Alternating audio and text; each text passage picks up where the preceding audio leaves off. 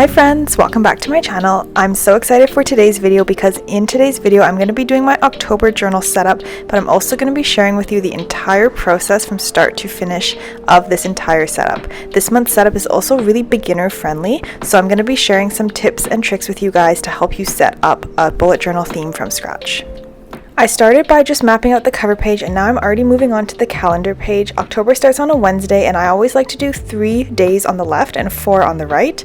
I've set up a lot of these calendars by now, so I'm kind of just winging it and eyeballing it, but you can definitely use a ruler to map out the weeks and make sure you have enough space for the weeks.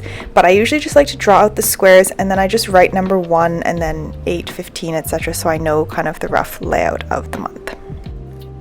Page I'm going to do my trackers, so I've got habits on the left and moods on the right, and I'm just drawing a box with 7 dots for 7 days, and I'm tracing out the monthly layout, one for each habit. Again, I've done this so many times that it's pretty quick for me now, but you could definitely use a ruler if you're more new to bullet journaling to make sure that you've got enough spaces.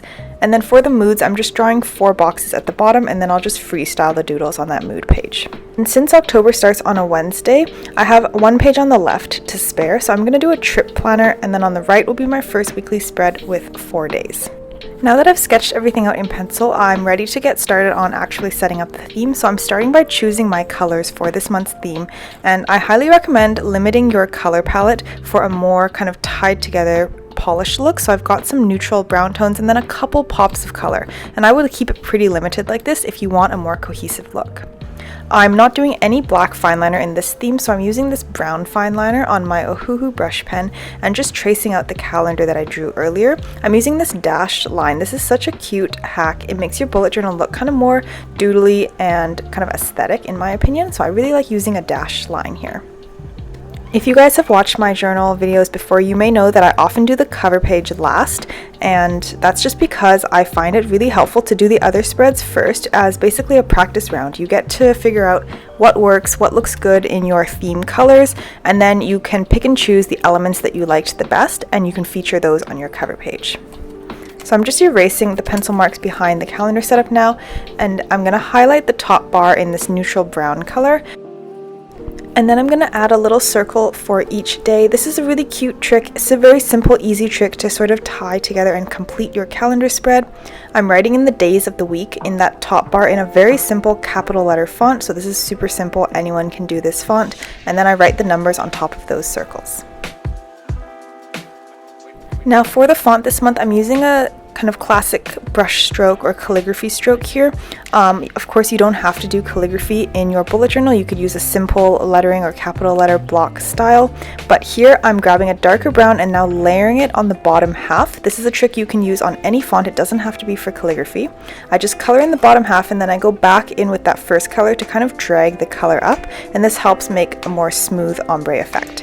Finally, I'm using that brown fine liner again, and I'm just drawing a line to the right of each stroke to give it a sort of 3D shadow effect. I think it makes the font look a little bit more complete. Now for the doodles, I'm finally starting to make my thematic doodles for the month, which this month's theme is going to be a very classic fall autumn leaf theme. And I'm not using any black fine liners here, which is quite unusual for me. If you've seen my journal videos before, I usually outline in black first and then color them in. But this time, because they're such simple doodles, I'm just using the color to draw the outline of the leaf, and then I'm using the brown fine liner to draw the stem. And now we're going to fill in the background. This is one of my very favorite beginner bullet journal tricks. Use very light tan markers here, or kind of neutral colors, and just draw a checkered grid in the background. It just makes the whole spread look polished and complete, and it fills in those kind of blank spaces that otherwise may look kind of unfinished. But here I'm taking it a step further, and I'm not just doing a checkered grid, I'm actually going to create a plaid pattern. And this was the other part of my theme, this leaf and plaid kind of autumn vibe. And I'll show you in more detail on another spread how I created this plaid pattern. But it looks so polished and so cute, and it's so beginner friendly. I'm going to move on to the trackers page now. I'm going to write the habits and mood at the top in the exact same font and format that I did on the other page, so I'm just doing it quickly here because you've already seen that. Just like before, I'm coloring in the bottom half and then dragging the color up.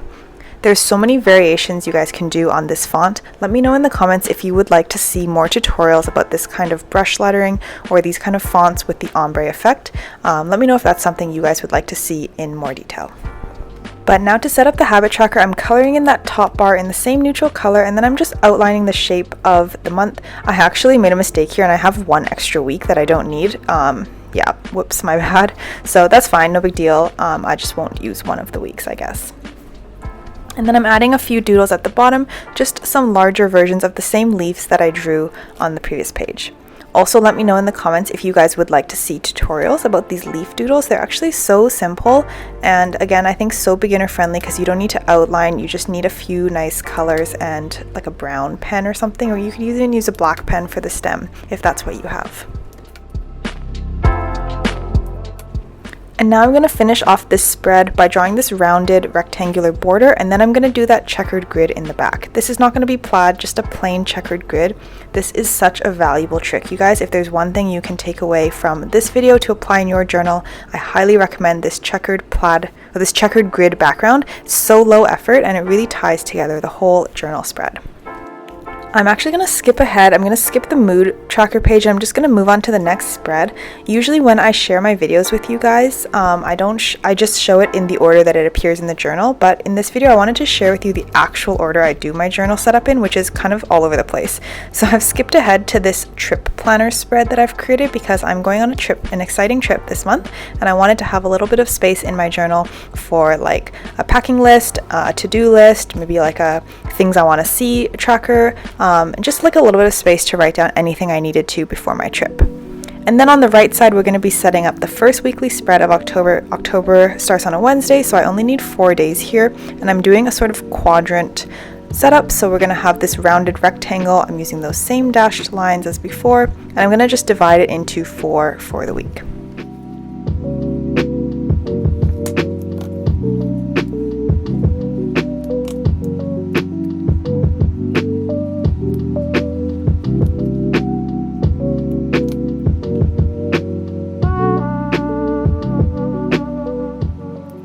So now I'm going to show you in a bit more detail how I created that plaid pattern. Start by drawing some vertical lines and pick the colors that are in your color scheme. The important part about this plaid pattern is to vary the thickness and color. So I used a pretty thick line going down vertically, and now I'm using a thinner line in a darker brown to go across horizontally. And then I'm using a darker brown here for some contrast, and make sure to maintain the same pattern. So if it's to the right of each thick stroke, make sure you keep that even. And you can also vary, like you can go every second stroke or every third line or something like that. Mix and match the thicknesses and weights and colors to get that cute plaid pattern.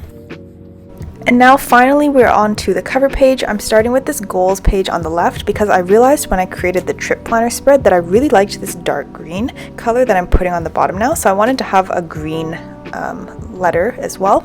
So I'm just dragging the color up, and then I'm using the brown to draw 4 lines for the goals here. I actually forgot to add the line to the right of each stroke on the letter, so I added that later, but added a few little leaf doodles to the bottom as well. Now for the cover page, I wanted to put October on 2 separate lines. I haven't really done this before, and I've seen this in other setups, and I really like the idea, so I'm splitting it into 2 lines. Unfortunately, there's an odd number of letters, but anyways, this is how it looks. And then earlier at the beginning of the video, I had traced in a circle around this because my idea for this cover page setup was to draw leaves around the edge, and I wanted to draw them in a circular shape. So I had just drawn that circle earlier to give myself like a guide, and then I'm just freestyling the doodles. So I've got some leaves, the acorns, just doing a sort of random assorted mix of the various doodles that I did throughout this theme.